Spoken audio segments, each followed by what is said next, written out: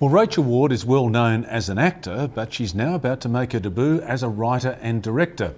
Her film, Beautiful Kate, opens on the 6th of August and features the stunning backdrop of the Flinders Ranges. Hang on, Eddie! The Flinders Ranges has been the setting for many Australian films. It's been brought back to the screen in a movie written and directed by actress Rachel Ward. Bitsy, shh, it's only Ned. Hey, how's Sydney? Jesus, it's still tomorrow, isn't it?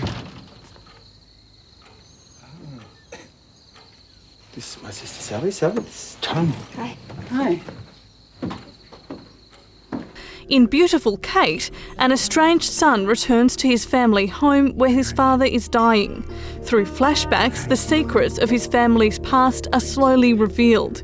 Rachel Ward says the Flinders Ranges was the perfect location for the Gothic mystery. The Flinders Ranges. Hard not to be attracted to the Flinders Ranges. Once you see them, you just want to eat them. They're just so... they're so imposing. They're so magnificent. They've got a sort of, I don't know, it's not quite, they've got a real spirit to them. You sort of feel their incredible ancientness. And I sort of think of this story as a bit Australian Gothic, and the landscape always plays quite a sort of a vital role in Gothic tales. And there was something about the enormity of it and the history of it and the fact that they grew up in this homestead which backs onto Wilpena Pound, which is this huge sort of, well, not really mountain range, but this huge cliff face that sits behind the homestead. And you kind of feel it would have almost played a character in their lives.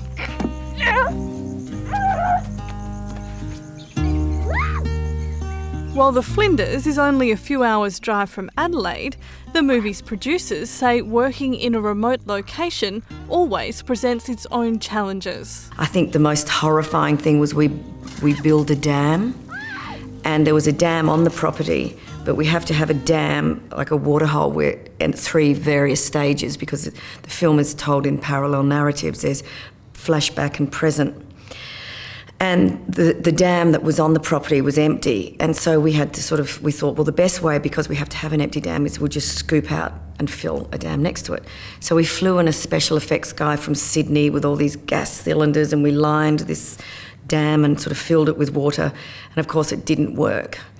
I mean, that was the biggest challenge. So, and then this is where the locals were so amazing. A guy from Hawker comes out with this contraption that I liken to a kettle element. It was just this great big element that he dropped into the water, and we had it there overnight and managed to heat the water to about 20 degrees so that our cast could swim in this dam overnight. It was hideous.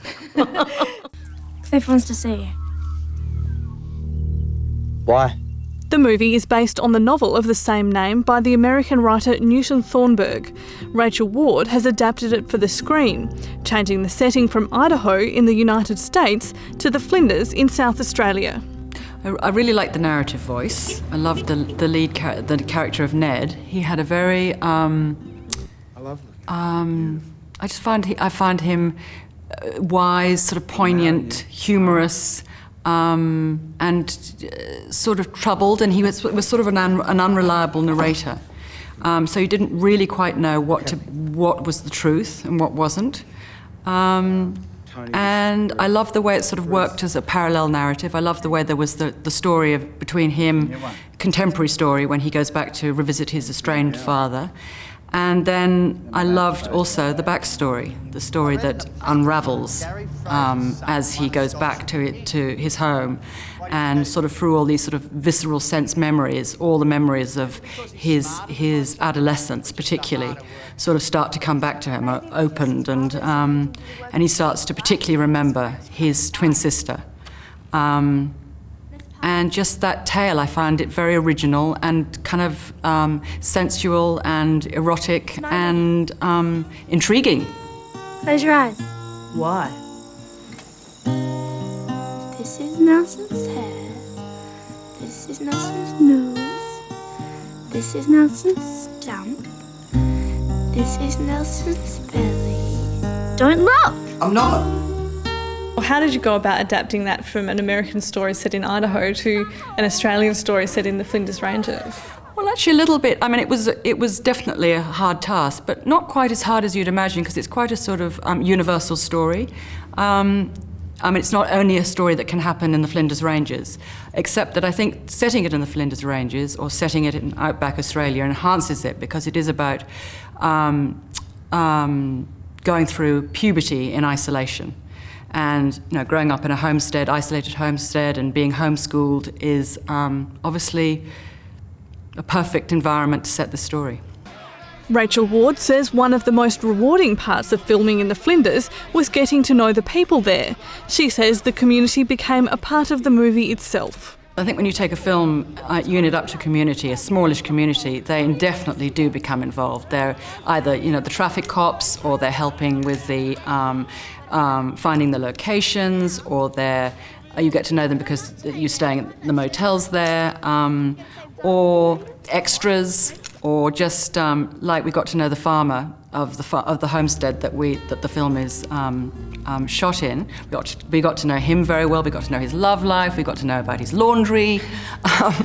We sort of lived his life for a little while.